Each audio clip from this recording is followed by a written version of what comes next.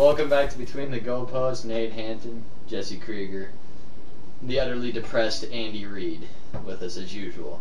Alright, we're gonna go with our Tebow update as usual, and I personally think he's improving as a passer more each and every week. What do you think?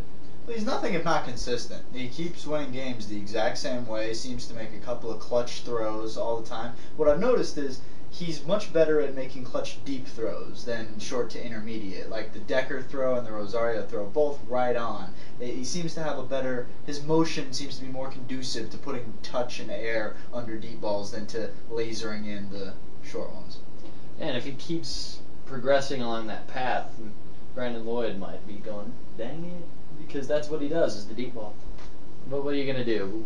We got the young group of receivers. Decker and him seem to be getting a really good rapport going. Yeah, Decker's the only receiver that shouldn't be complaining. Yeah, he's the only one, him and Rosario. Speaking of complaining, I'd like to give a special shout out to Willis McGahee, because he doesn't seem like he's getting enough love these days. So Willis, you're the best running back in the league. You're the only reason that this team is winning. Never mind that you average 8 yards a carry on option carries and only 2 yards a carry out of regular single back. So, it's all you. But, in all seriousness, we love you. You're doing a great job. We do actually like you. Yeah. Sarcasm aside, we do. And what do you think is going to go on this next week with Tebow against the run stuff heavy Vikings defense? 2 words. Block Jared Allen. Other than that, this team is so bad that, when you get a team as bad as that has a record like that hanging around their neck, talent starts to not matter. They just don't have that same kind of fight, that same kind of energy.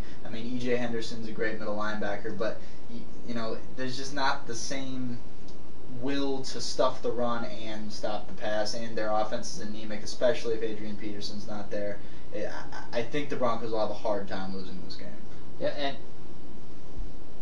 and Griffin, their corner, is, I think, going to be a major liability this game. The guy's knee's been pulled apart and put back together more than Kim Kardashian's relationships. It's just time to hang him up. Yeah, I'm thinking I'm going to go out on a limb. I'm going to say this is Tim Tebow's first 300-yard passing game. Whoa. That's what I'm saying. Big spender. Big spender. Go big or go home. That's what I'm saying on this game. It's possible if you block Jared Allen. My advice, put a tight end on the end, help Clady out, chip him, then release the tight end for nice, easy, short throws.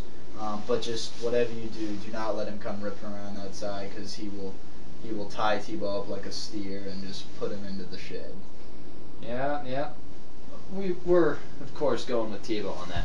So, do you think Tebow has improved enough to make the Broncos a playoff contender, playoff team? They're going to need some help from the Raiders since they don't play them anymore this year. But final week of the season is Raiders-Chargers. So, and the Raiders have a lot of injury issues of their own in their wide receiving core, and still are the most penalized team in the league. So, it's going to be tight. I think they have a shot, but, can the magic continue?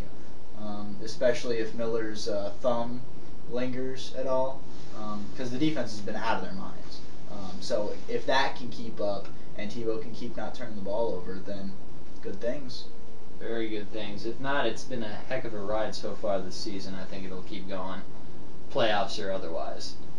But all right, that's all we got for you on our Tebow update this week. Come back again. We're gonna do a little Tebow on it.